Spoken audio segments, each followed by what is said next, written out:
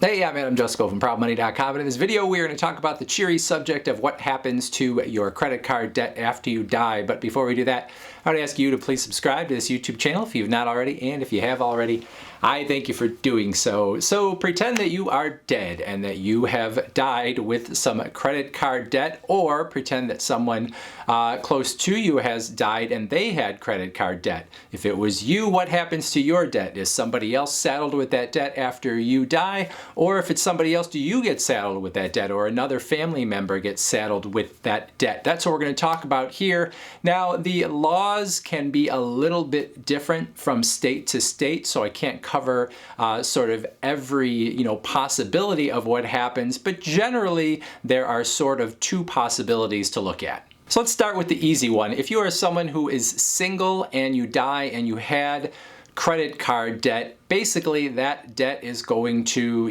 go along with any other debts that you had when you died, and it is going to be something that is sort of a potential collection against your estate. So when you die, essentially everything that you own becomes what they call your estate. So if you have a home, that becomes your estate. If you have a car, that becomes part of your estate.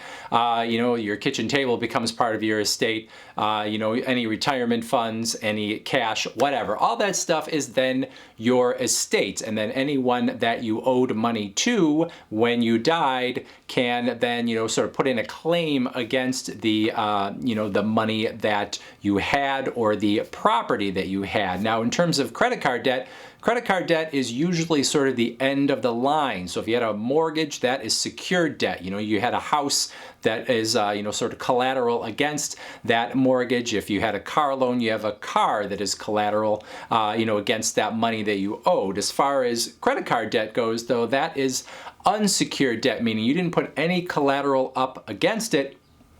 So that means that the credit card company really doesn't have anything that they can take from you, at least in terms of a physical thing. So what the credit card company then has to do essentially is they have to wait for the whole process to play out of your estate being settled to see if they are going to get any money. And since they're the last in line, they don't necessarily know if there's going to be any money left. So sometimes what the credit card companies will do after somebody dies is they will try to contact someone within the family, and they will try to get the credit card debt either paid for, even though they really should be last in line, or they will attempt to settle that debt for a smaller amount so that they get at least a piece of what they are owed. Because not only do they not know if they are going to get paid, since they are the last in line to sort of get paid, they don't know how long it's going to take for that estate to get settled. So if you're somebody that is, has sort of a complicated,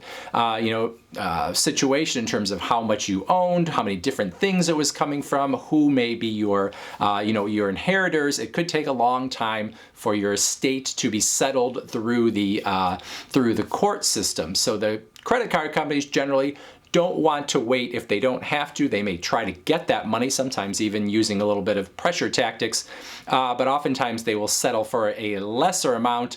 But in either case, you are not obligated, as a family member or anybody else who would be in your family, if it was you that was who had died, they would not be obligated to pay that credit card company on your behalf.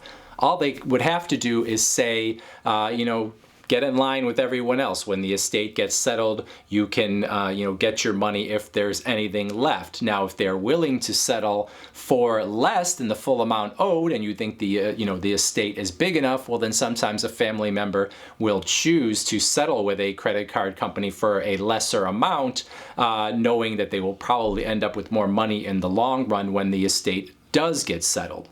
Now, I should make this clear again, though. If the person who died is single, the credit card companies cannot try to force anyone else to pay that person's debt. If you are the child of someone who has died, you are not liable for the debts that your parents incurred. If you are the parent of a person that has died, you're not liable for the debts that your child incurred. So the only time that the credit card companies may legally be able to, go after somebody who is related to the person is if that person was married. Now, if you are married at the time that you die, or your spouse spouse dies and you are the surviving spouse, the credit card debt of the person that has died could go to the other surviving spouse. So the way that works is going to be different from state to state. So in some places they are sort of considered two separate estates if somebody dies, so the credit card debt of one person could not be transferred to the other person. In other places they would actually be considered to be one estate, I guess you could say, and if there is credit card debt from one person, that is going to be shifted to the surviving spouse, which makes some sense because if you think about it, to a certain extent the finances within a marriage are intermingled, and so the money that comes in is sort of split 50-50 regardless of where that money came from. So it makes sense that if you have debt, it would also sort of be split 50-50, and any of that debt would then go on to whoever continues to survive.